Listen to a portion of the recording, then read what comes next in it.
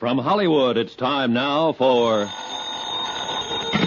Johnny Dollar. John, this is Harry Branson of Philadelphia Mutual. Harry, what are you doing in town? I'm not. At least not in your town. But you've got a case for me. Do you know anything about violins? Oh, don't tell me. So he opened up his fiddle case and out came a submachine gun, that it? John, that technique went out with Prohibition. Now, seriously, this case contains a genuine Amati. Good. What's an Amati? One of the finest, most expensive violins ever made. This one was insured for $30,000. Was? Yes. Now, someone has to find it for us. What's more... Okay, Harry, I'm on my way.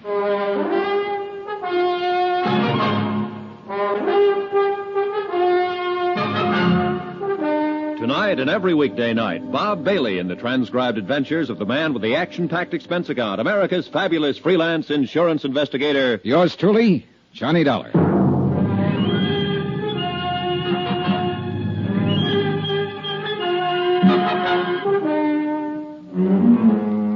Expense account submitted by Special Investigator Johnny Dollar to the Philadelphia Mutual Liability and Casualty Company. The following is an accounting of expenditures incurred during my investigation of the Ricardo Amerigo matter. Expense account item 1, $12.40, train fare and incidentals to Philadelphia, Pennsylvania. I took the train because Harry Branson didn't seem to be in any particular hurry, and I kind of like a slow look at the countryside this time of year. When I got to Philadelphia, I checked in at the Bellevue Stratford, shaved and showered, then went over to Harry Branson's office in the Security First building on Walnut Street. You deceived me, John. I thought when we talked long distance that you'd be here right away. But instead of flying down, you took the train. Sobersides Branson hadn't changed a bit. Hair a little grayer than the last time I'd seen him, perhaps. I hear further from Amerigo, but still the same serious lad who always acted as though he was carrying the weight of the world on his shoulders. Now, I feel a deep personal concern over the whole matter because it was a man I put in this office myself who issued the policies, both of them. 2 policies on this fiddle you were talking about? No, John. One on the Amati violin, $30,000. Yeah. And one on Ricardo Amerigo himself for $20,000. Who is Ricky? Who? Well, isn't that what you said his name is? I'm sure I didn't mention anyone by the... Ricardo Amerigo, yes. Well, where's he playing? The Purple Cat, or maybe Wee Willie's joint over on John, Fifth Street? this man is a concert violinist, or was. He's disappeared. Now, please, no more levity. Sorry, Harold. It's Harrison. Sorry, Harry. All right. I'm quite all right. Now, I realize that you have quite a sense of humor, John, but in a matter as important as this... Yeah, sure. Now, let's have the story. Very well. A few years ago, Ricardo Amerigo was one of the world's leading concert violinists, as famous in London, Paris, Rome, as in the concert halls of this country. Uh-huh. Such virtuosity, almost unbelievable. I shall never forget one evening here in our Academy of Music. He had just finished a perfectly brilliant Wieniawski. Amazing technical performance. Yeah, well... And for an encore, he played Sarasate's Zapatiado. Even more brilliant. Harry... But the audience wouldn't let him leave the stage. Ricardo Amerigo... has disappeared. Oh, yes. And you're in a hurry to get on with the case. I'm sorry. Now, thinking of his superlative performance that night carried me away. Yes, he's dead. Disappeared. And the violin? No trace. Dead? You didn't say that before. I know. You see, there's no proof of death. No body. Disappeared. Well, don't let me shock your finer sensibilities, Harry. Murder? We have thought of that, of course. Who's we? The Port Morris police. Port Morris, New Jersey, that is. Oh. Yes, you see, since Amerigo's car went through the bridge rail, crashed right through it, and plunged into the river stream... Trying to tie Harry down to pertinent facts that would help me in my investigation was, futile. At least 3 times during the next half hour, he went off on glowing descriptions of violin recitals he had known. Heifetz, Selman, Chrysler, and so on. But he did come up with 1 or 2 things I wanted. First, Amerigo and his fiddle had been driving down from Philadelphia to some spot on the South Jersey seashore. Crossing an old wooden bridge over a little stream, an inlet from the ocean, the car had smashed through the guardrail and gone to the bottom of the inlet. The car, of course, was found. Amerigo and his violin, no. Second, and just as important, the name of the beneficiary of Amerigo's policies. Item 2 on expense account, $1 even. Taxi to the Harnell building, also on Walnut Street, in the office of Peter Corbin, Amerigo's booking agent. The building was plush, but Corbin's office was about as bare as I'd ever seen. An old beat-up desk, a battered filing cabinet, and a couple of straight chairs. That was it. Come in, Dollar. Come in. Sit down. Corbin was chewing the stub of a cigar that he'd forgotten to relight for at least a couple of days. We made with the usual howdy-do's. Well, your man Branson told you exactly right, Dollar. I'm Ricardo Amerigo's sole and only beneficiary. Well, isn't that a bit unusual for a man's agent to be his heir? Or Was it because you were old personal friends? I'm going to give it to you straight. I brought Amerigo over to this country. Myself, my own sole expense. I actually gave him the build-up. I started his whole entire career. I kept him on top, all at my own expense. Well, didn't you collect a regular agent's commission on his earnings? Oh, sure. Plenty more. Why kid about it? Sure, while he was working. What's that supposed to mean? Bottle. What? Yeah, started hitting the bottle. Bad, not good. And believe me, the word gets around fast. Instead of making me money, himself, too, of course, he started costing me money. But you see, he never saved anything, even when he was earning big. You know how these artists are. Yeah, I've heard. Well, it's the same with all of them. He got in debt actually up to his ears. And nobody, no family, no relatives, nobody to pull him out. Nobody but me. Big-hearted Corbin. So you had him take out a lot of insurance and name you as beneficiary? Well, that was his idea, actually. Of course, he always did have the Amati insured. That's his violin. Oh, so I've learned. Oh, you know about violins? No. Oh. Well, but the life insurance, that was his own idea. Double indemnity, all that sort of stuff. Double indemnity? Oh, yeah. But guess who had to dig up the moolah for the last couple premiums? Big-hearted Corbin. You're right. Not a bad investment, though, was it? What? Hey, Couple of wait a thousand minute. in premiums, and you stand to collect plenty. If we can find proof that he's dead, and if we can't recover I don't like the... that dollar. I don't either, Corbin. It doesn't smell good. Oh, you think me, his own agent, actually rigged something like that for one of my best friends? You think that... Listen, wise guy. Even if I did have any of a such idea, it'd be crazy. Anything actually as obvious as that. Well, sometimes the most obvious is the best cover-up. Oh, get out of here, Dollar. Unless you want somebody to start collecting on your insurance. Even if it isn't you, huh? Get out! So help me. Yeah, pretty obvious. And every time you open your mouth... Oh, no, you don't. Why is it that people who telegraph their punches are always the first to start swinging? I don't know. Anyhow, I left Corbin to pick himself up and start thinking about some alibis he might need. And in the cab back to my hotel, I did a lot of thinking myself. Sure, the obvious off times is the best cover-up. And yet it might be too obvious. Far too obvious.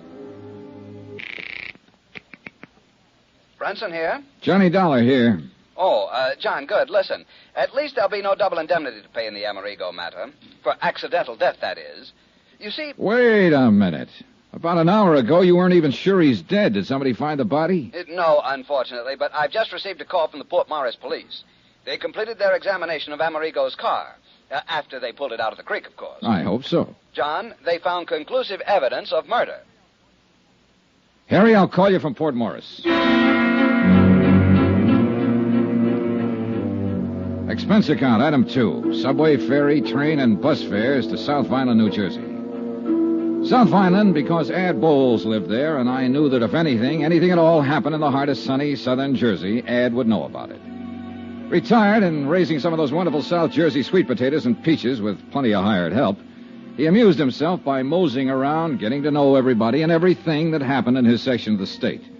He had an insatiable curiosity and money enough to keep it satisfied.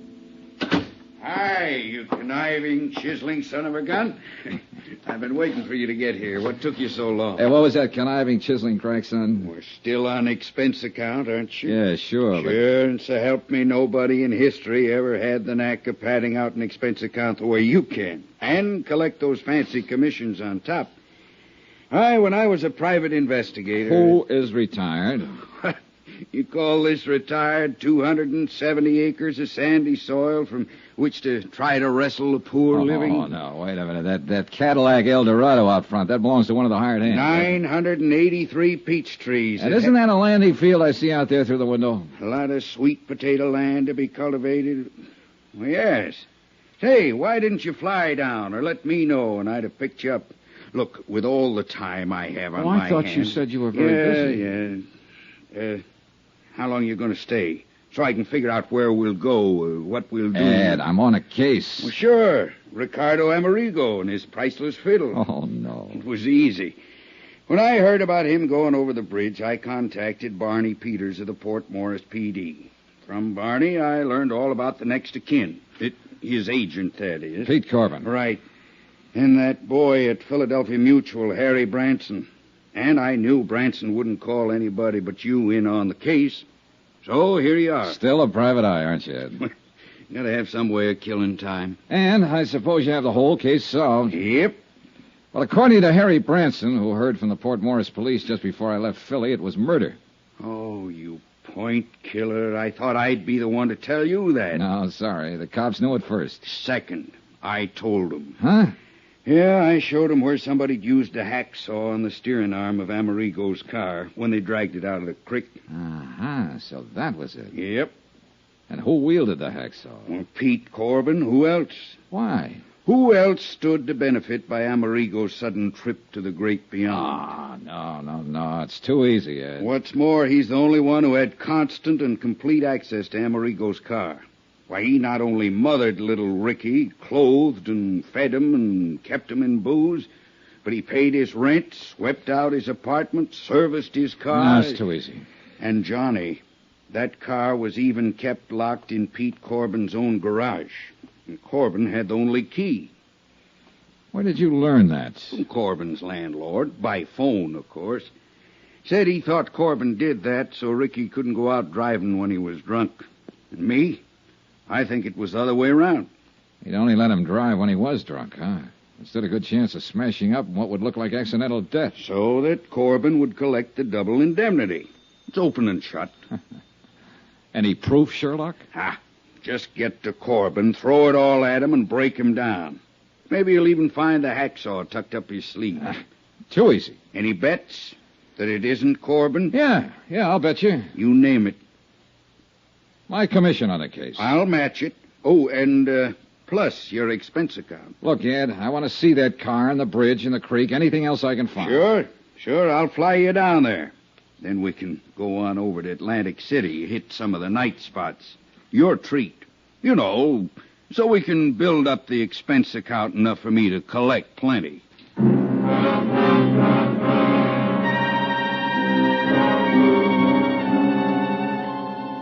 Ed Bowles had been a pretty good investigator in his day, seldom gone off half-cocked.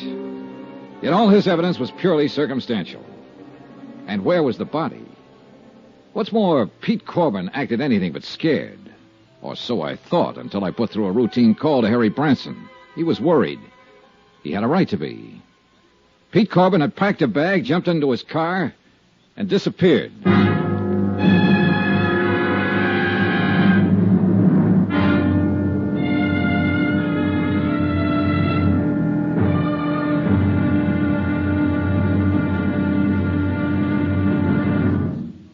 Now, here's our star to tell you about tomorrow's intriguing episode of this week's story. Tomorrow, a soggy day in a soggy South Jersey swamp.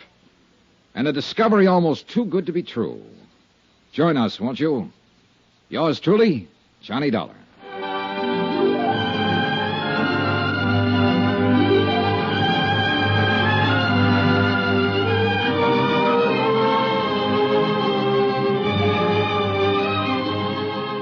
Yours truly, Johnny Dollar, starring Bob Bailey, is transcribed in Hollywood. Written by Sam Dawson, it is produced and directed by Jack Johnstone. Be sure to join us tomorrow night, same time and station, for the next exciting episode of Yours truly, Johnny Dollar.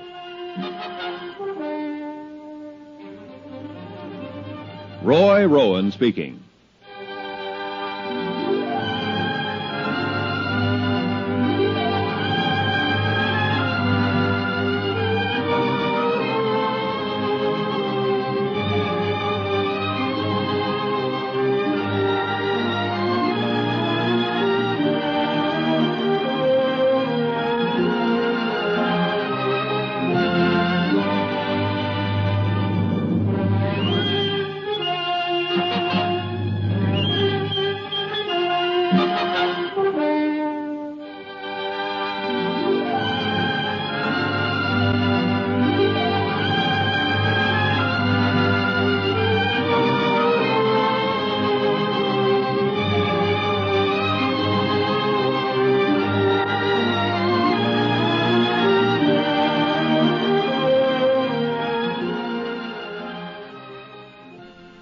From Hollywood, it's time now for Johnny Dollar. Sergeant Barney Peters, Port Morris Police. Oh, hi, Sergeant. Thought you and Adam Bowles were coming over here to look at the evidence in the murder of Ricardo Amerigo. We are. Ed's out warming up his plane. That's why I answered his phone. We got a visitor here in Port Morris. Who? The guy Ed thinks did the job. Pete Corbin, Amerigo's booking agent? That's right. In Port Morris? That's right. Well, are you holding him? I can't. No legal reason to, in spite of Ed's suspicions. Well, what's Corbin doing there? I don't know unless Ed's right about him. Huh? And Pete knows you're on his trail. Well, what's that mean? What could mean he's down here gunning for you.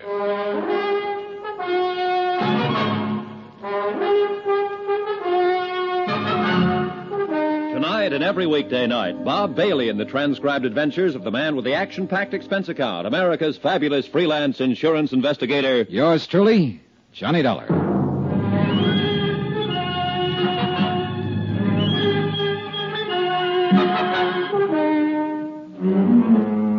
Expense account submitted by Special Investigator Johnny Dollar. Location, Port Morris, New Jersey.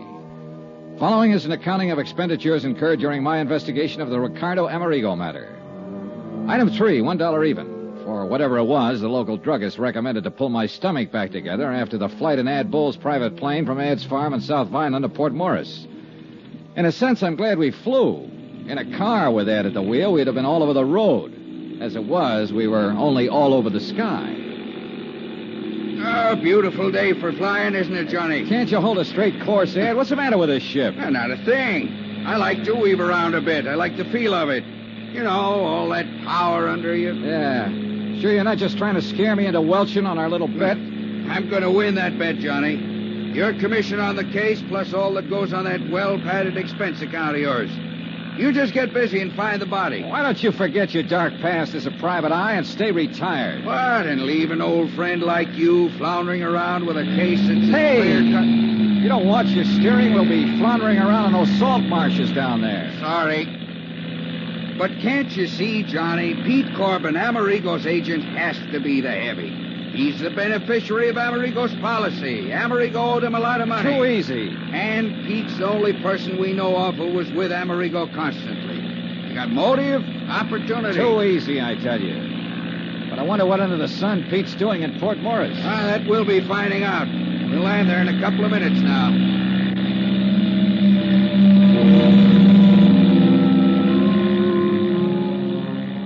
The little town of Port Morris was set on the edge of one of the wide salt marshes that border a lot of the South Jersey shore. Just a vast expanse of salt hay indented with little coves and inlets. Soggy, swampy country. Ideal breeding place for the famous Jersey mosquitoes. And I guess for me, the ideal breeding place for trouble.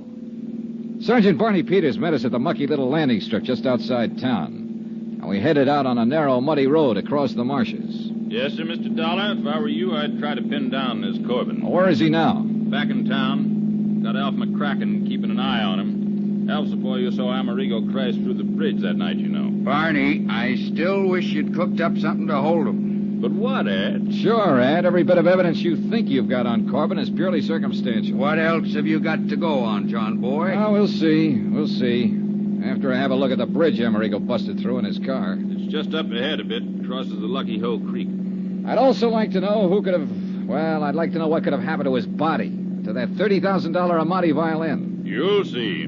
Just keep in mind that there's a mighty big flow of water in the creek from the tide coming in and going out.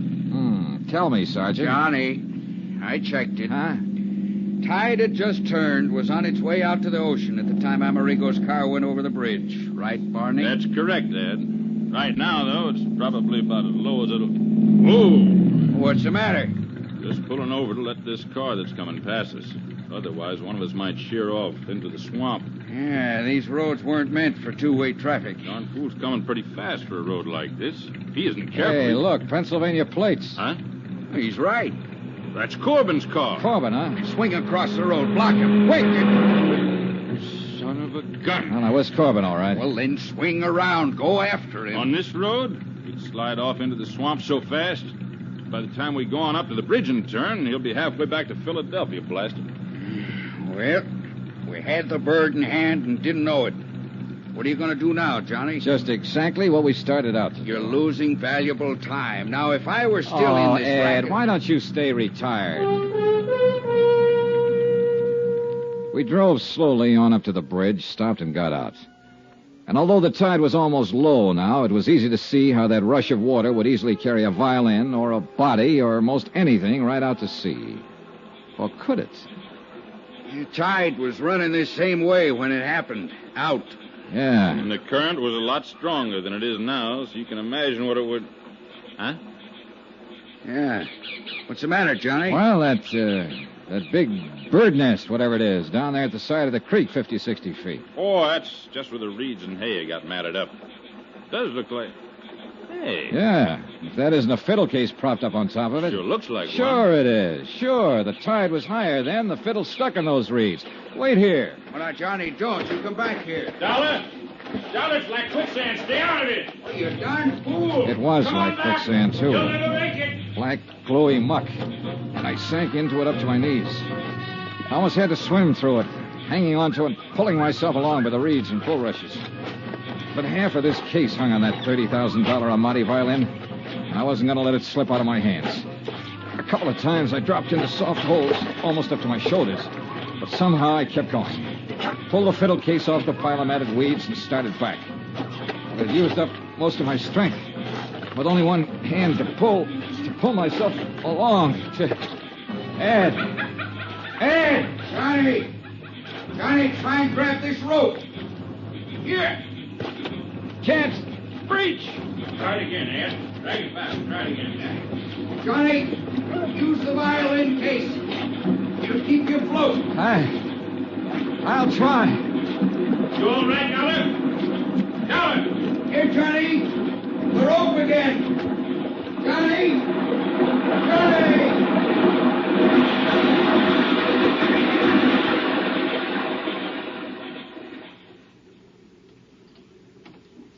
I hadn't passed out. So help me, I hadn't. Not entirely, that is. Or I'd never have been able to grab the line that Ad Bowles threw to me. Needless to say, I took a lot of kidding from Ad and Barney Peters on the drive back to Port Morris, especially since I didn't really know what had happened until I came to in the back seat of the car, clutching the fiddle case. Jerk. If you'd held onto the rope with the death grip you have on that violin case, we'd have got you out of that muck before you swallowed half the salt water in that inlet. Yeah, sure.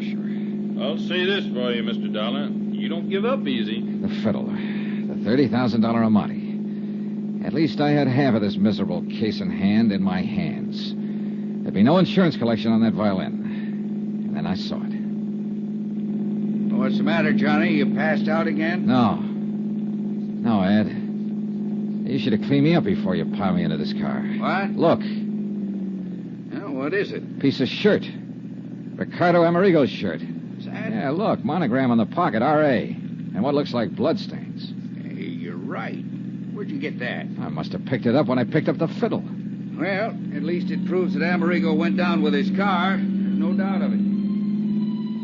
What I didn't tell him was that the piece of cloth from Ricardo Amerigo's shirt was fastened to the violin case. Deliberately put there. But by whom? By Pete Corbin, Johnny. That's your man. Are you listening? Yeah, I'm listening. Beneficiary, confidant, caretaker of both Ricky Amerigo and his car. Who else could have sawed through the steering bar that made the car run off the bridge? And a guy who was smart enough to have it happen in this godforsaken salt marsh. Now, just a minute, Ed. Okay, Barney. In the heart of sunny southern Jersey, where he expected nobody'd find car or body or even the fiddle until long after the insurance claim was met. Thanks to a tide that'd carry everything out to sea. For indeed, my friend, if your deputy, Alf McCracken, hadn't actually seen Amerigo's car slip through the bridge rail... Oh, wait a minute. Yeah. If Pete Corbin had planned this whole thing, he would have made sure the corpus delicti would be found. Johnny, that's why he had the accident happen where somebody saw it. Yet that somebody, Alf McCracken, didn't see the fiddle float away, didn't see the body float away from the car. Oh, stop it, John, boy. You know as well as I do that this whole thing was engineered by Corbin. All right, tell me, investigator, what was he doing down here today? Lord knows, and I don't care. Probably to plant that piece of shirt. Johnny, I've given you all the help I'm going to on this case. From now on, you either follow my tip and lose your bet to me, or you don't and give yourself a black eye with insurance company. Johnny. Oh, yeah, Barney. Ed's a good detective. He'd have to be to retire on that nice farm of his over in South Vineland. He even broke a burglary case for me once here in Port Morris a couple of years ago, one I couldn't break myself. Pastime. But you've got guts.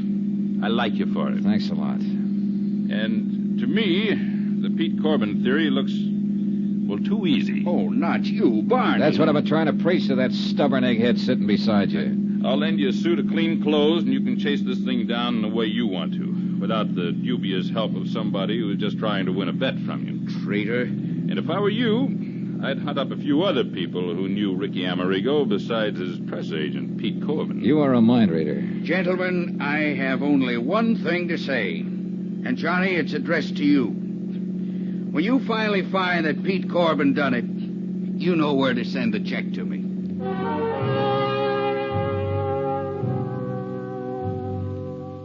At Port Morris, we learned that Alf McCracken had lost track of Corbin when the former dropped in at Osborne's Oyster House for a dozen of the half-shell. Hadn't even seen him take off in his car, much less leave in a hurry after spotting us on the road to Lucky Hole Creek.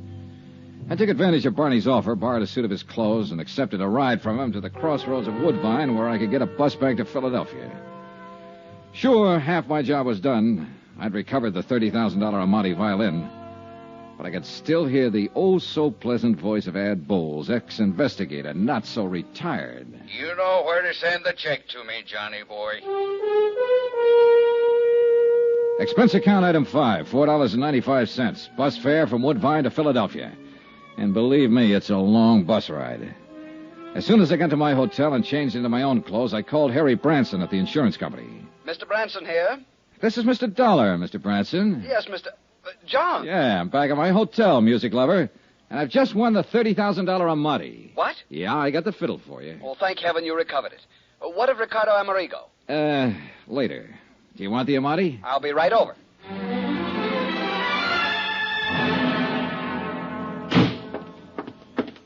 Where is it, John? Where is it? Right here, Harry, right here. Case, bow, and all. Oh, thank heaven. And by some miracle, it's dry as a bone and all in one piece. Voila. Oh, thank heaven. John. John? What's the matter? This? An Amati? Oh, no. Oh, no.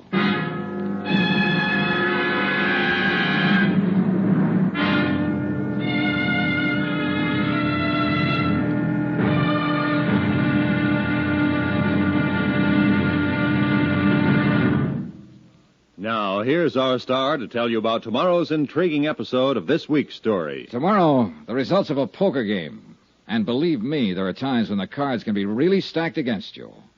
Join us, won't you? Yours truly, Johnny Dollar.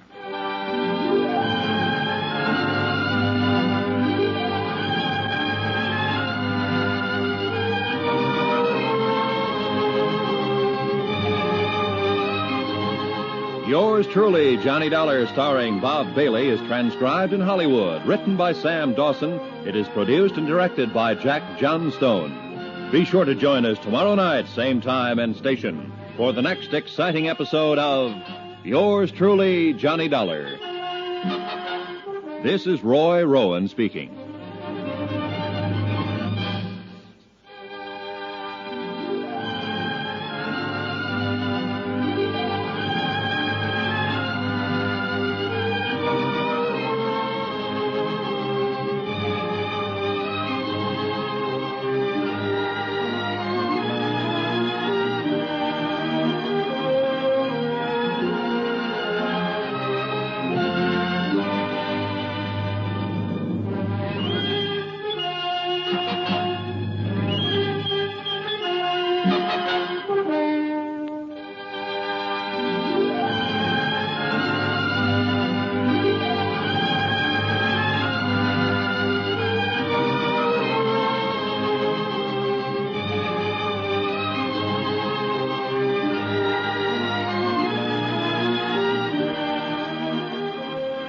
From Hollywood, it's time now for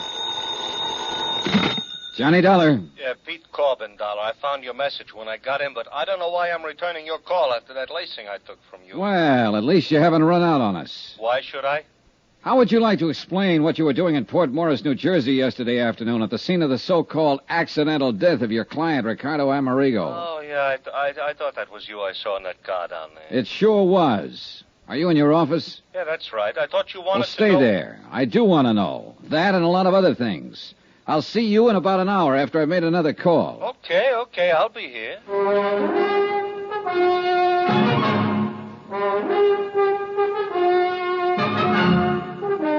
Tonight and every weekday night, Bob Bailey in the transcribed adventures of the man with the action-packed expense account, America's fabulous freelance insurance investigator. Yours truly, Johnny Dollar.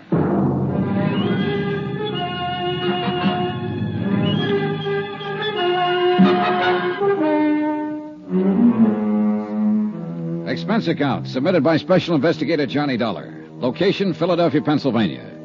To the Philadelphia Mutual Liability and Casualty Company. Following is an accounting of further expenses during my investigation of the Ricardo Amerigo matter. Expense account item 6. $33.75. Dry cleaning and new shirts, socks, and so on, including one pair of shoes to replace the ones I lost in the South Jersey swamp while rescuing what I thought was a priceless Amati violin in a muddy tidewater inlet called Lucky Hoe Creek. But when I showed it to Harry Branson at Philadelphia Mutual, well, at least he promised to have an expert look it over and pass final judgment. That's the reason for item 7, 85 cents. Taxi to Harry's office in the Security First building. Oh, come in, John, come in. Hi, Harry. Well, what have you found out? Nothing yet, but I should hear from the violin man any minute. John, I do hope I was wrong. Sit down. Thanks. Harry, I could have committed mayhem when you told me that fiddle I picked up in the swamp isn't the Amati. To think you nearly drowned retrieving it. Oh, brother, that's putting it mildly. But I'm sure Foresto will know. Foresto? Forestos Nigliario, however he pronounces it, the violin man. He really an expert? Well, he's the one who okayed the $30,000 policy on Amerigo's violin. Let's just hope this one's it. Did you learn anything in Port Morris? Only confirm what you'd already learned from Sergeant Peters down there. That someone had sawed through some steering connection on Amerigo's car before it crashed through the bridge. Yeah. Still no sign of the body? Nope. Oh, a man named Adam Bowles called. Oh, he's an old friend. Used to be a private detective and just can't get it out of his system. Oh. Well, he called me, you know. I know. And I must confess, John, that I'm inclined to agree with him. That Peter Corbin, Amerigo's agent, did it? Agent and beneficiary, John.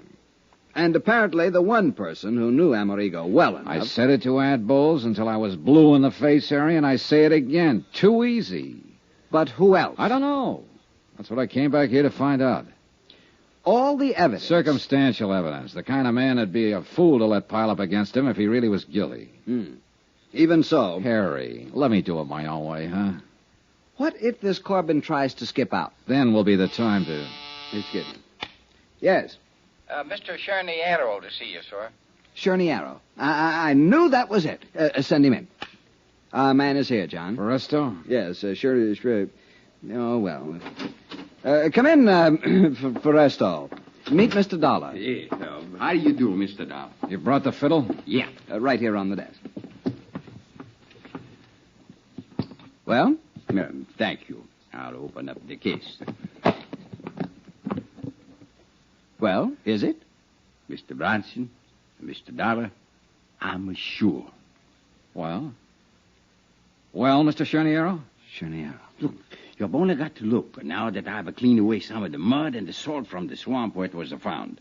We're lucky it did not do any real damage to change the appearance. But nobody could tell the way you gave it to me. Well, how about now that you've cleaned it up? Yes. You see here. The shape of the F holes, the curve to the valley. Yeah? The beautiful shape, the signs of age, and above all, here, you see, the label. Label? Through the F hole, you can see it. There, Niccolo Amati. Then it is Amerigo's. See.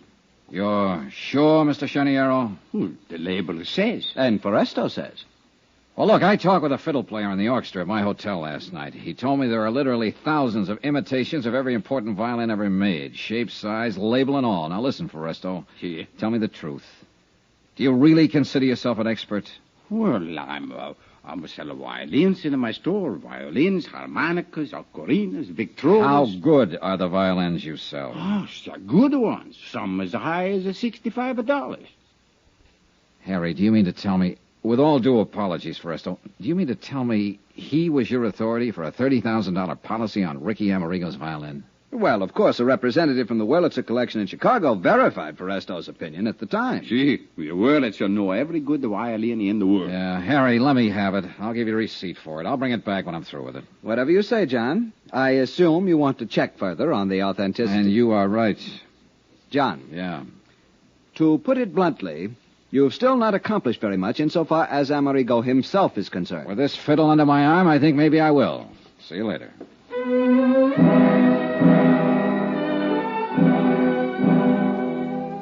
Maybe Harry'd been right in the very beginning. Maybe I should have known a little more about music, or more specifically, violins. Or maybe I should have left this aspect of the case to someone else and concentrated on the disappearance death of Ricardo Amerigo. Maybe I... well... Expense account item 8, 80 cents. Taxi to booking agent Peter Corbin's office. All right, Dollar, let's not waste either your time or either mine. You want to know what I was doing... That's right, Corbin. The Amati.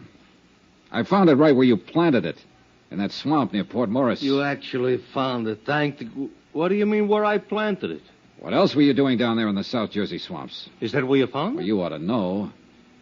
But frankly, Corbin, I think you overplayed it a bit when you tucked part of one of Amerigo's monogram shirts there with it. I don't know what you're talking about. Actually, I mean it. Then what were you doing down there? And, brother, you better make it good. The same thing you were. Trying to find out what happened to Ricky Amerigo. I tell you, Dollar, I was his best friend. It's a true fact. If his fiddle was down there, too, I didn't see it. I wish I could believe you. For the way it looks from here, you were willing to have the Amati violin found lying out there in that salt marsh because you couldn't get rid of it without exposing yourself. It didn't put any money in your pocket the way you figure Amerigo's death will. The way it looks from here, Dollar, that's where you're wrong. Yeah? Yeah, actually wrong. If Amerigo's dead, I collect on his insurance as his beneficiary. That's what the policy says, but believe me... All right. But you think I wouldn't collect on the Amati fiddle, whether it was found or if it wasn't found. That's where you're wrong. What are you talking about? Because I'm also a beneficiary to his will. How do you know? Because I'm not only the sole and only heir in his will, I'm also the executive of his estate, too. Oh. Yeah. So if I was the heavy... what would I take a chance leaving a $30,000 fiddle laying around in some swamp? Cover up? $30,000 worth? All right, what did you do with the hacksaw? You mean somebody sawed up the fiddle? Oh, no, let me see. No, easy, will you? Somebody sawed partway through a steering arm on Amerigo's car to make it crash. Murder? That's a pretty fair question. Oh, no, Dollar, no. Oh, no, who would murder a nice, sweet guy like Ricky? Maybe he was a drunk, maybe he hit the skids, but he had no enemies. He couldn't have. Okay. Pete. Maybe he was just a drunken bum, worthless. He threw away a concert career, but he was a gentleman. An actual gentleman. And he was a sweet guy. Nobody could have murdered him. Oh, no, Dollar, not Ricky.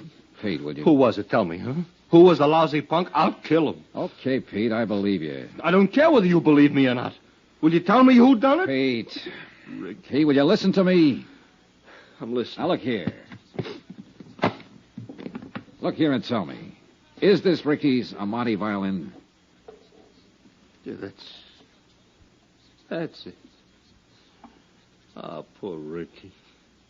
Poor drunk. You're sure? I'm sure. All right, Pete, I'm going to give it to you straight. All I ask is you now, tell listen to me, will who... you? We don't know who killed Ricky Amerigo. We haven't even found his body. The Port Morris police are still trying, of course, but it could have been carried by the tide through that inlet, the Lucky Hole Creek, right on out to the sea. Or, of course, it may appear somewhere along the creek. It'll take weeks to search that swamp thoroughly. Now, anyhow, if they do find him, I want to see he gets a decent burial. Will you promise me? Okay, I'll try, but listen, will you? Because of the sawed-through steering arm, his death was made to look accidental. Double indemnity. And you're the beneficiary. He not only wasn't making you any money because his drinking kept him off the concert stage, but he owed you money, plenty. Now, that's a motive. As for opportunity, who else had as much as you? Nobody.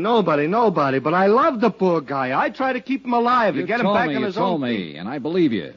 But the fact remains that the insurance company, the police, even a pretty smart private detective I know, all figure you for number one suspect.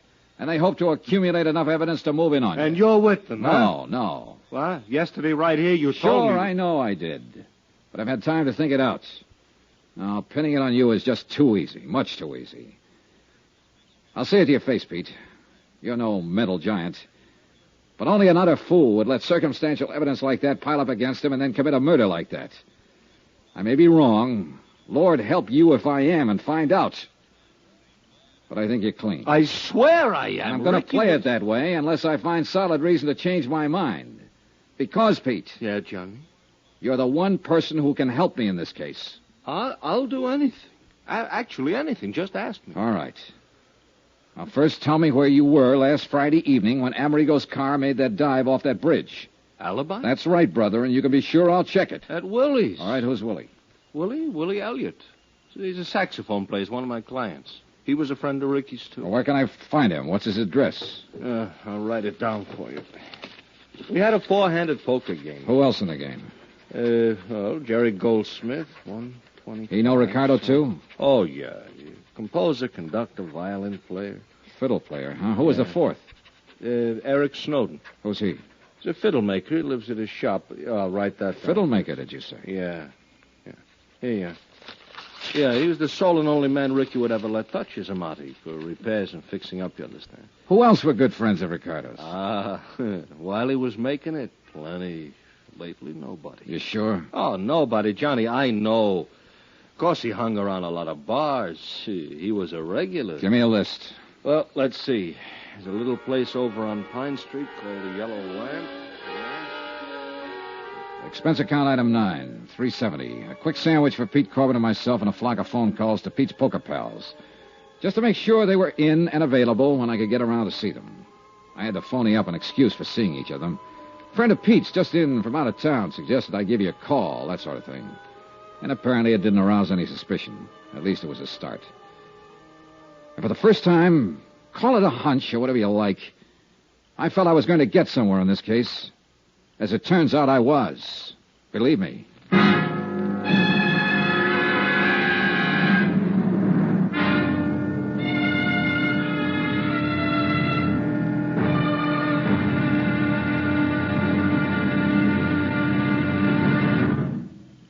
Now, here's our star to tell you about tomorrow's intriguing episode of this week's story. Tomorrow, a trio of musicians. The question, which one's story was playing a little flat? Join us, won't you? Yours truly, Johnny Dollar.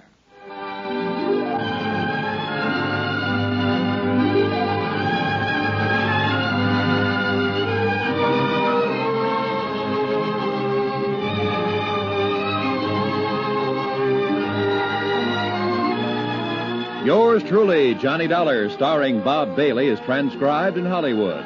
Written by Sam Dawson, it is produced and directed by Jack Johnstone. Be sure to join us tomorrow night, same time and station, for the next exciting episode of Yours truly, Johnny Dollar. Roy Rowan speaking.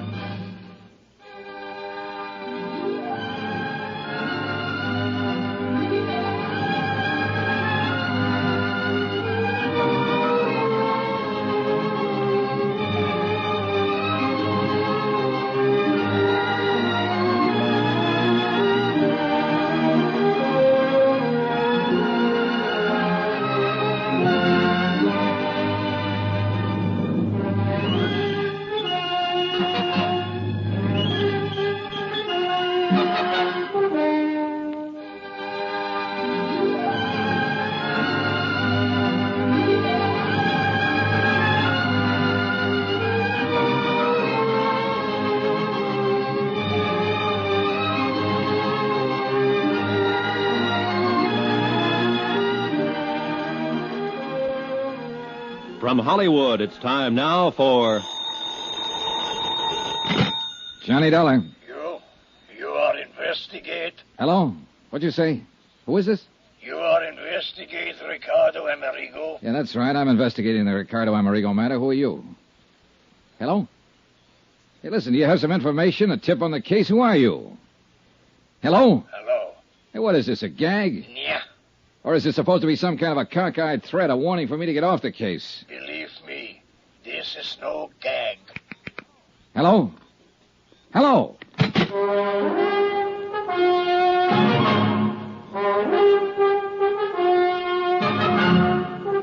Tonight and every weekday night, Bob Bailey in the transcribed adventures of the man with the action-packed expense account, America's fabulous freelance insurance investigator. Yours truly, Johnny Dollar.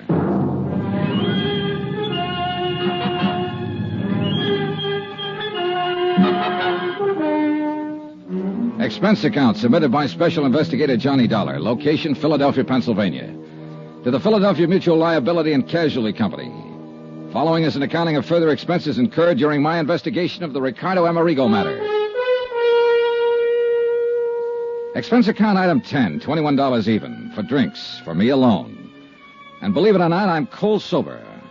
But the least I could do was buy one at each of the bars on the list Pete Corbin gave me. A list of all the places Ricardo Amerigo used to hang out before his disappearance in a South Jersey swamp. In spite of all the circumstantial evidence pointing his way, I still wasn't convinced Corbin had engineered an accident to kill Amerigo. Pete had also given me a list of Amerigo's closest personal friends, 3 of them. I'd told them I'd see them later. Meanwhile, I hoped to learn something helpful from the places where he apparently spent most of his time during his last few months on this earth. But the result can pretty much be summed up at the last bar on the list, the Hangover Club. There you are. Cost you 80 cents. Here, keep the change. Oh, thanks. Yeah, it's just like I tell you, mister. You come in here, buy a few drinks, sit and drink them, leave. Well, didn't he ever talk to anybody? Not even me. Just sit there and get plastered until one of his friends would come in and drag him away. Who? Did you know any of them? Oh, sure. Willie Elliott, saxophone player at the Crystal Room. Oh. Who else? Jerry somebody, fiddle player. Jerry Goldsmith. Yeah, they're on my list. Huh? Anybody else? No. Oh, yeah, wait, sure. His agent, Pete Corbin. Yeah, that's... Hey, if you knew that, why'd you ask me? I've heard the same thing exactly 20 times so far today. Yeah, well, I'll say this for him. They must have loved Amerigo. They might have fought and argued with him when they caught him in here, but it was all for one thing, to try and straighten him out. But, mister, he was too far in. Yeah. Yeah, shame for a talent like him, concert violinist, to hit the skids the way he'd done, but nobody couldn't seem to help him. The story had been exactly the same in every bar on the list. Apparently, the only friends, the only associates that Ricardo Amerigo had were those Pete Corbin had named. Expense account item 11, 110, cab fare to the apartment of William Elliott over on Callowell Street. Same story. No new names of friends or even acquaintances. He and Corbin and Goldsmith and the old English violin maker, Eric Snowden, had known Amerigo for years, good times and bad. Had all tried to help him, straighten him out, were deeply grieved over his death. Item 12, 570, cab to a suburb called Lanark to see Jerry Goldsmith, where, I'll admit I expected to get the same story, the same names, no more, no less. This time I took the Amati violin with me.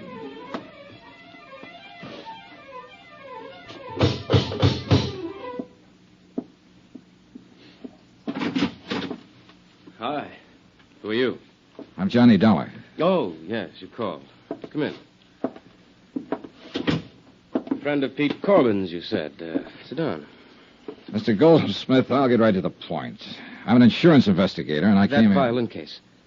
That looks like Ricardo's. It is. And the Amati? Yes.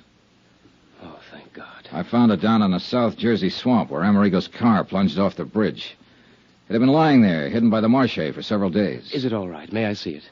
Well, one reason I brought it along was so you could substantiate identification. I make no bones about it, Mr. Dollar. I coveted this violin like nothing else in the world. I've played many fine instruments, Strads, Guarnieri, even this, my Stainer. I see. But Ricardo's Amati, there was something between that violin and myself that could exist for no one else. Not even Ricardo Amerigo when he was at his greatest. And when he started his terrible downfall. You, wanted it even more, huh? Yes, more than anything else in the world. Enough to kill for it? Mr. Dollar, I should kill you for even thinking such a thing. I loved Ricardo. Okay, sorry. The fact remains somebody sawed through a steering arm on his car. I still can't believe that. No one could have killed Ricardo, no one. Only 3 others beside myself even knew Ricardo these past few years. Corbin, Elliot, and Eric Snowden. Pity him, feed him, clothe him, try to fight him away from the liquor that had ruined his brilliant career, yes. Even hate him at times for what he'd done to his life, but murder... I'm sorry. May I? Sure.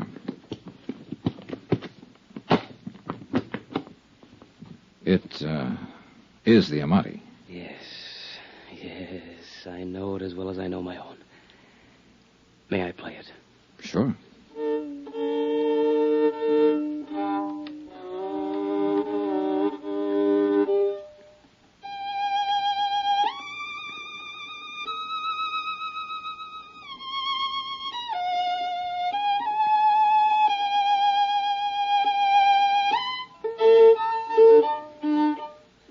What's the matter? I don't know.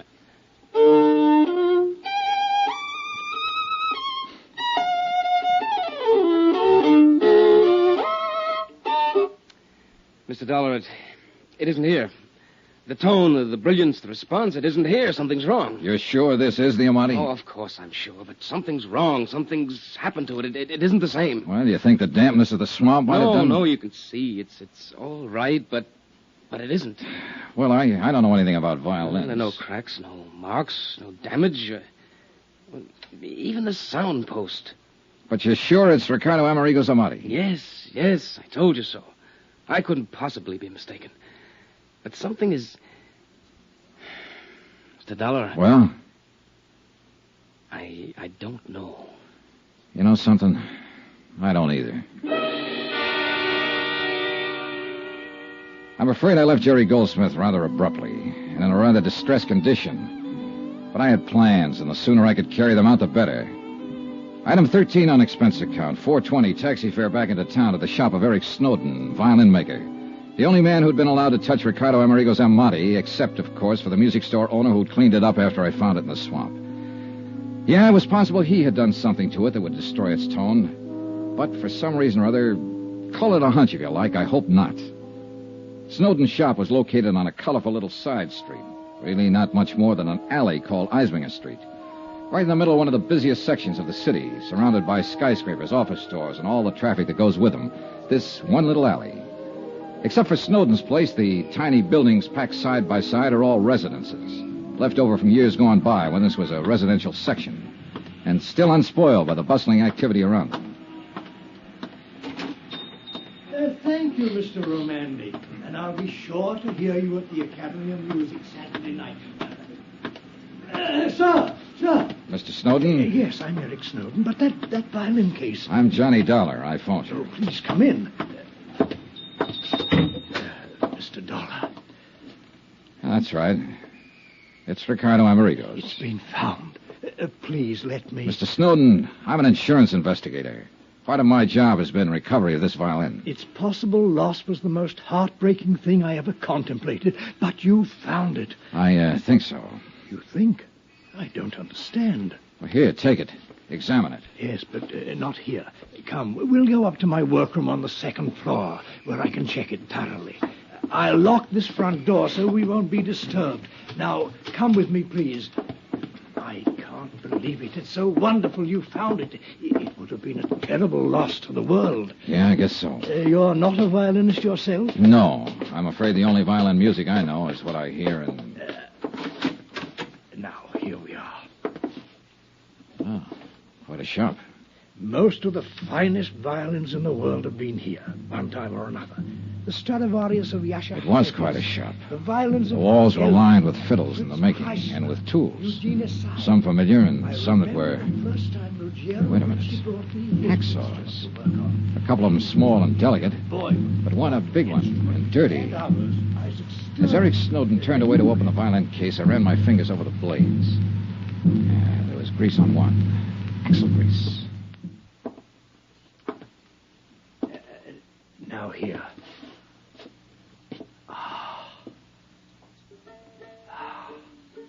Well, Mr. Snowden? Yes, Mr. Dollar. This is Ricardo Amerigo's violin. You're certain of that? Eh? Do you think that I, of all people, wouldn't know? Mr. Dollar, aside from Ricardo himself, I am the only person who has touched this magnificent instrument for years now. I must confess I resent your least question of my judgment. All right, I'll be honest with you. I don't pretend to know much about violins, so I had somebody play it a while ago. Sacrilege. All right, be that as it may. It didn't sound to him or even to me like a $30,000 violin. And whom did you permit to lay hands on this priceless instrument? A friend. Should be horsewhipped. Only an artist, a great artist, should be permitted to handle a thing like this. But I suppose you understand that, Mr. Dollar. I don't suppose you... Well, go on. Mr. Dollar, someone has tampered with this. Oh?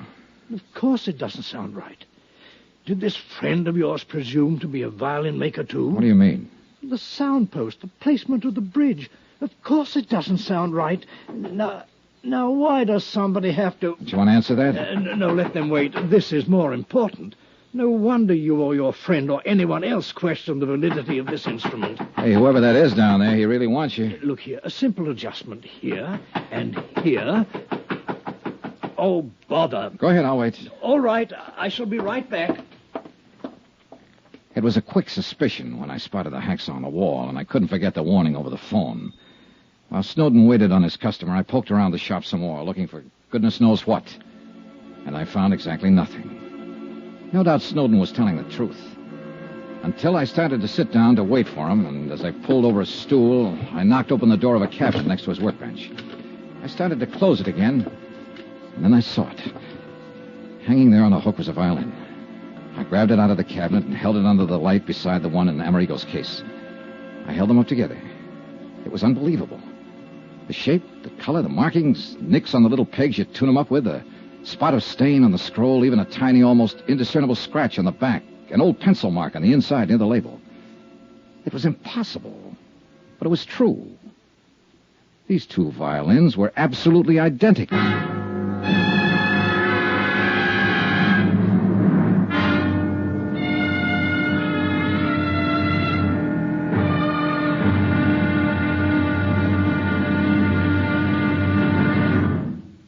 Now, here's our star to tell you about tomorrow's final intriguing episode of this week's story. Tomorrow, well, it's a wind-up. But believe me, a wind-up with a real twist. Join us, won't you? Yours truly, Johnny Dollar.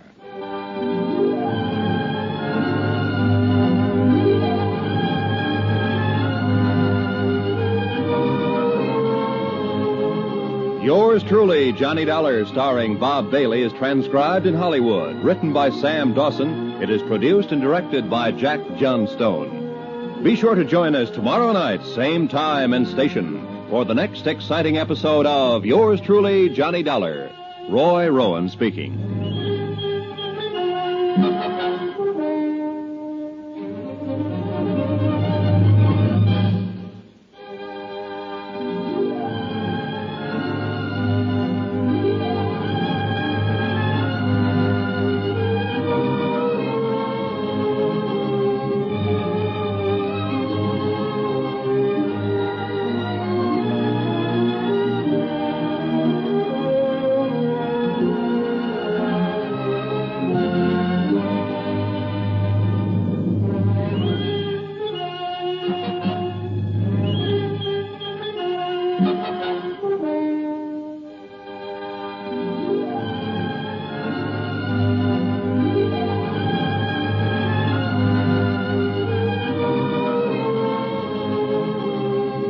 Hollywood, it's time now for...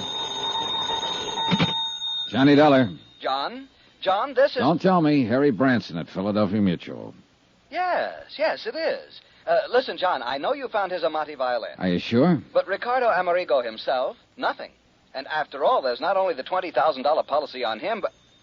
What do you mean, am I sure? Are you sure it was Amerigo's Amati violin I found? Why, of course... What do you mean? What if it wasn't?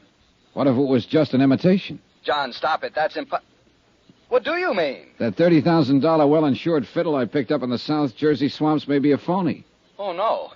For heaven's sakes, come over here to the office and tell me... Oh, take it easy, Harold boy, until I've had time to find out a few things. John? See ya.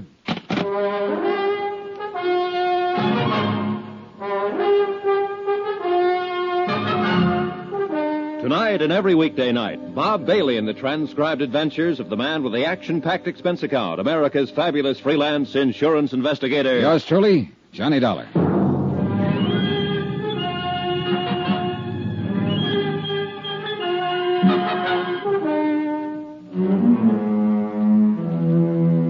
Expense account submitted by Special Investigator Johnny Dollar, location Philadelphia, Pennsylvania, to the Philadelphia Mutual Liability and Casualty Company.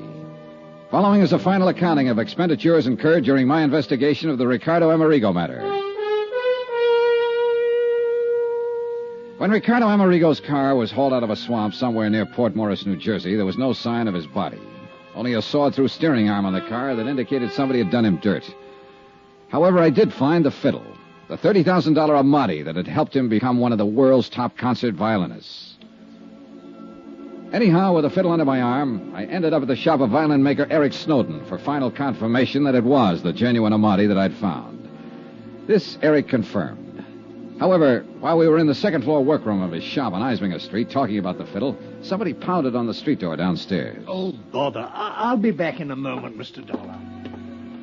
And that's when I accidentally, and so help me it was accidental, I knocked open the door of a cabinet and discovered another violin, identical in every respect with the one I'd found in the swamp at the scene of Amerigo's accidental death. Okay, so I did exactly what you would have done. I put the one in the cabinet into Amerigo's case and the one from the case into the cabinet. One of them was the genuine Amati. But which one? I'm sorry, Mr. Dollar, but he was so insistent. I thought he was one of my, shall we say, better clients. As it turned out, it was just a youngster who wanted to see one of the new G-strings. A youngster? Oh, I see you're joking. But now, let me take this magnificent instrument, readjust the sound post and bridge so that... No, wait, Mr. Snowden. Eh? It's later than I thought. There are some things I must do immediately. Suppose I come back here later. Very well. Meantime, I shall make the adjustments on the Amati to restore its tone. No, I've got to take it with me. But I don't understand. There are a few things in this case I don't understand right this minute, but I hope to before very long. Mr. Dollar, you talk in riddles. Why don't you leave the violin? No, thanks. I'll see you later.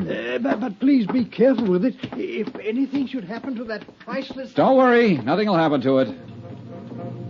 I found that I'd almost spoken too soon, for I pounded down the stairs, across the floor of the store, and out of the door without the caution the book says one should exercise when leaving a suspect in a case. I'd no sooner got out on the street... It was a flower pot big enough to have killed a horse in its fall from the upper story window ledge. Oh, no. Good heavens, wait, Mr. Dollar. That was an accident. But I didn't wait. Expense account item 14, 10 cents. Phone call to Harry Branson at the insurance company to have the police put a man on Eric Snowden's shop immediately to make sure he wouldn't try to skip. Item 15, $7.50 for a cab to the house of fiddle-playing Jerry Goldsmith out in Lanark. Mr. Dollar. Hello, Goldsmith. I didn't expect it. You left in rather a hurry earlier. Sorry, I had to keep a date. Hey, look, Jerry, when I was here before... You still have the violin? Yes, when I was here earlier and you played it, you didn't seem to think it was really Ricardo Amerigo's Amati. No, I didn't say that. At least at least it didn't sound like it when you played it. Yes, Mr. Dollar, that's right. Oh, now, think a minute. You were a bit upset, excited, whatever you want to call it, when I brought it to you. Yes, that's true. Nevertheless... And I think you were also afraid I might have suspected you of Amerigo's murder when you admitted his violin was the one thing you wanted more than anything else in life. Except, of course, to have Ricardo straighten out. Become himself again. Become the artist again. Deserve to have this... Oh, I don't know. Whatever I say seems to make it sound like a... I don't know. All right, now, look, Jerry, calm down, will you? I'm not trying to pin a murder rap on you. Calm down and do something for me, will you? Why, yes, of course. What? Here. Have you had something done to it to restore the tone it used to have? It hasn't been touched by anyone else since I laid my hands on it. But I want you to play it again. Yes, of course I will. But didn't you say that some old fool with a music store cleaned it up? Jerry, it hasn't been touched by anyone else since I laid my hands on it. Now play it. All right. Go ahead, Jerry.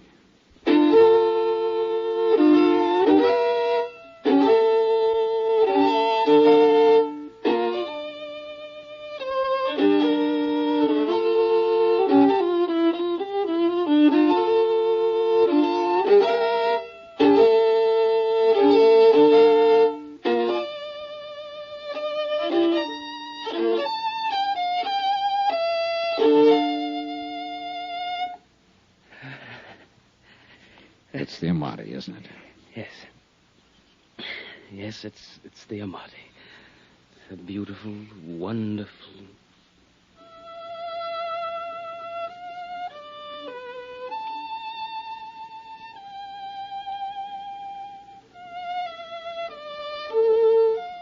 Funny. I never realized what a violin could. Can you hear me, Jerry? Yes.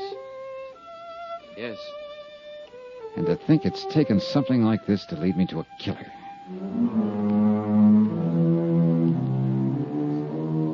Expense account item 16, 420. Cab to Philadelphia Mutual, the office of Harry Branson. But if you're right, John, you mustn't go out there alone. Don't you understand? If he's the man who planned the murder of Ricardo Amerigo, he wouldn't stop... Yes, I had the police put a man out there to cover his shop. But, John, I still think it... Expense account item 17, $1.60. The buck was a tip for going through a couple of red lights. Back to the shop of the violin maker, Eric Snowden. Mr. Dollar. Hi, Mr. Snowden. I'm afraid I left you rather abruptly a while ago. You mentioned it, Mr. Dollar. It's you. That near accident when you left that flower pot, I don't know how it possibly could have shifted on the window ledge up there. On the third floor window ledge of this little combination store, workshop, and home of yours. That much I did notice while I was ducking it. If it had come off a second floor window, you know I might have suspected you of giving it a helpful shove. Oh, good heavens, Mr. Dollar, you can't possibly mean that. All right, forget it for the moment. But how can Let's go up to your workshop on the second floor. Come on. Well, yes, of course. But may I ask why? I want to show you something, and I think you know what. No, I certainly don't. Unless something has happened to the Amati. Oh, something certainly has. You damaged it since you were here. No such luck. Mr. Dollar, please, what are you talking about? Okay, here. Now tell me, the truth.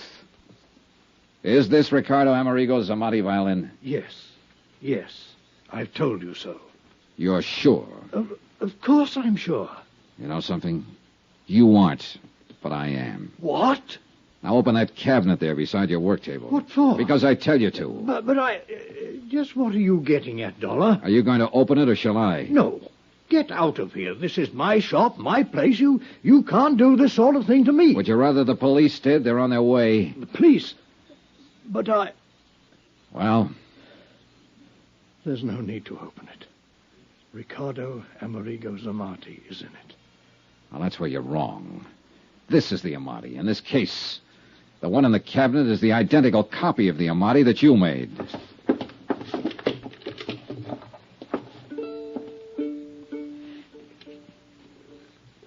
Yes, Mr. Dollar. Why, Snowden? Because the loss of this priceless instrument would have been unthinkable. $30,000 insurance on it. Oh, money doesn't buy a violin like this. It must be played by an artist, by many artists, like the artist Ricardo was. So when Ricardo disappeared... Or was murdered? When Ricardo disappeared, I had to make sure that the Amati would still... I didn't murder him. Isn't this the hacksaw that cut the steering rod on his car? Well, Snowden, isn't it? Yes. No, I mean... And mean... because of it and your crazy plan to keep the real Amati, you and you alone are going to take the rap for Amerigo's murder. No, please. Ricky. No use, Eric. That's right, Mr. Dollar. I'm Ricardo Amerigo. You're what? The dirty, drunken has-been that started all this. Sawed through the steering rod on my car, wrecked it in the swamp, left some of my clothing there. That phony fiddle was my idea. Not to collect the insurance on it, not that alone. But to make sure it could come back again. Be played again by somebody that deserved to play it. The way perhaps one time I deserved to play it. But, Ricardo... A man disappears, murder, or whatever. There's a fuss about it for a while, and it's over. But this, no, this must live. This violin, you will now. And the world will be the better for it. But you... and this apparent murder... The insurance was my last hope of paying back Pete Corbin, my agent, and the others who tried so hard to straighten me out. Pay back some of the money and the heartbreak they spent on me. Or let your insurance company pay them back. Because I never could. I couldn't even leave my hiding place here in Eric's house. Because I knew that sooner or later he'd pity me enough to give me more of the drink that's been all I've been living for. Eric, God bless him. Eric knew, of course, but only he. Be kind to him, if you can. Ricky. That's all, Mr. Dollar. Oh, unless... Will you buy me a drink before you call in the police?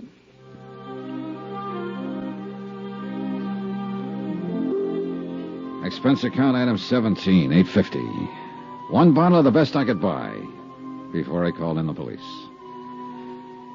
Item 18, hotel in Philadelphia, miscellaneous fare back to Hartford. Total expense account, $182.65. Remarks? No insurance payment necessary on either the Amati or the man. And I guess he really was a man. More than he knew. What the courts will do about him and about Eric Snowden, well, the courts will do. And I'm glad I have to have no part in it. You know, it's funny. Somehow I think I have a little better appreciation for music now than... Oh, well. Yours truly, Johnny Dollar.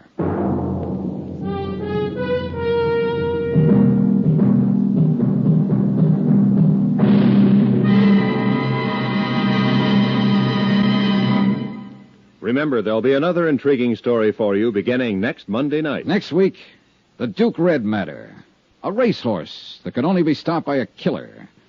And the killer didn't stop with horses. Join us, won't you? Yours truly, Johnny Dollar.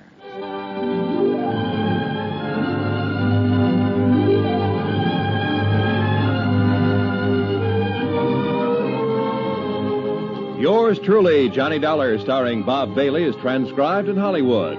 It is produced and directed by Jack Johnstone, who also wrote this week's story. Heard in the cast were Harry Bartell, Lawrence Dobkin, Victor Perrin, Barney Phillips, Forrest Lewis, Eric Snowden, Herb Vigran, and James McCallion. Musical supervisor and violinist, Amerigo Marino. Be sure to join us on Monday night, same time and station, for another exciting story of Yours truly, Johnny Dollar. This is Roy Rowan speaking.